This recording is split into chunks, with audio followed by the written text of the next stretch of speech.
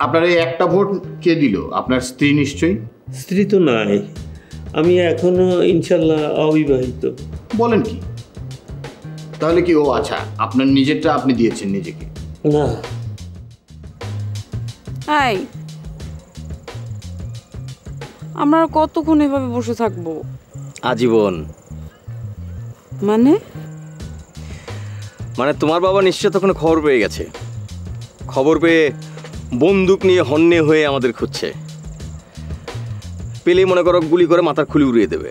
সেই সুযোগ তো তোমার বাবাকে দেয়া যাবে না, কারণ সদ্য বিবাহিত এক যুবক তার বিবাহিত জীবনের সুখ আনন্দ উপভোগ না করেই চিরতরে চলে যাবে, এটা তো হওয়া যায় না, তাই না?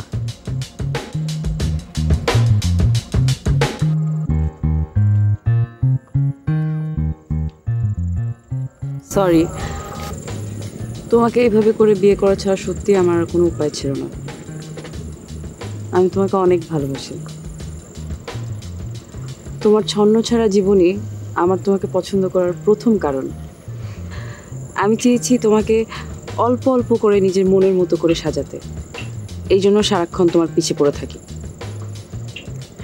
বাবা যেই ছেলেটাকে পছন্দ করেছিল সেই ছেলেটাকে বিয়ে করলে আমি সত্যি পাগল হয়ে যেতাম, আমার পুরো জীবনটাই নষ্ট হয়ে যেত। এই জন্য এইভাবে বিয়ে করেছি। আমি তোমার হাতটা একটু ধরি।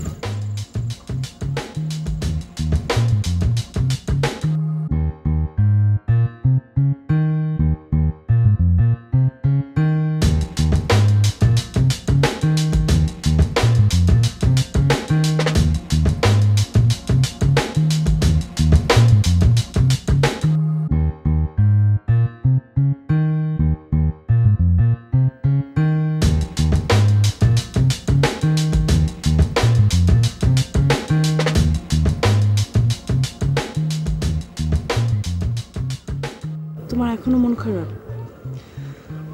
না, মন খারাপ না, মানে নিজ চোখে মামার জয়টা আমি দেখতে পেলাম না, এই কারণে একটু খারাপ লাগছে। তবে হ্যাঁ, মানে কিছু পেতে হলে তো কিছু হারাতেই হয়। এমনও তো হতে পারে যে মামা 2 ভোটের জন্য হেরে গেল, যে 2টা ভোট আমি আর তুমি দিতে পারতাম, হতে পারে না? হ্যাঁ, কিন্তু এখনো তো 1-1.5 ঘন্টা বাকি আছে না ভোটিং শেষ হতে। তুমি যাবে? চলো।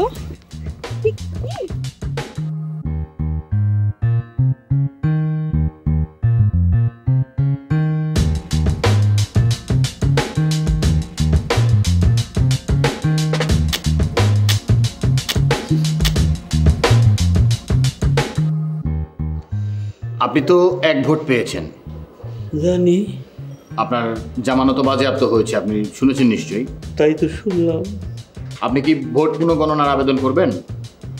বাইরে একরে যতবারই গণনা করেন ওই একই তো থাকবে।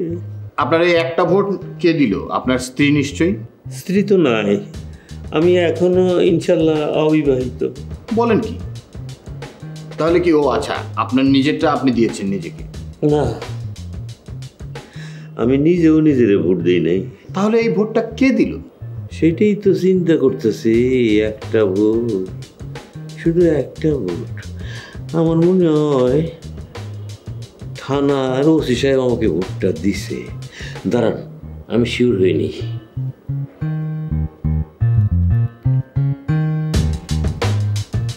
হ্যালো, কে? আতিক সাহেব বলতেছেন? আতিক সাহেব নাই। আতিক সাহেব কোথায় গেছেন? কোথায়? খাগড়াছড়িতে? আরে কতদিন আগে? ও, আমার ইলেকশনের অনেক আগে উনি বদলি হয়ে গেছেন। উনিও আমারে ভোটটা দেন নাই। তাহলে আর কি করার, আপনি বসে বসে ভাবুন যে এই একটা ভোট আপনাকে কে দিল। তো আপনার কাছে শেষ একটা প্রশ্ন, ভবিষ্যতে কি আপনি আবারও নির্বাচন করবেন? আরো? ও, বুঝতে পেরেছি, আর দাঁড়াবেন না। বড় ব্যাড এক্সপেরিয়েন্স। আপনি যে বুঝতে পেরেছেন এই জন্য আপনাকে ধন্যবাদ। তারা শেষ করি। জি, আসসালামু আলাইকুম।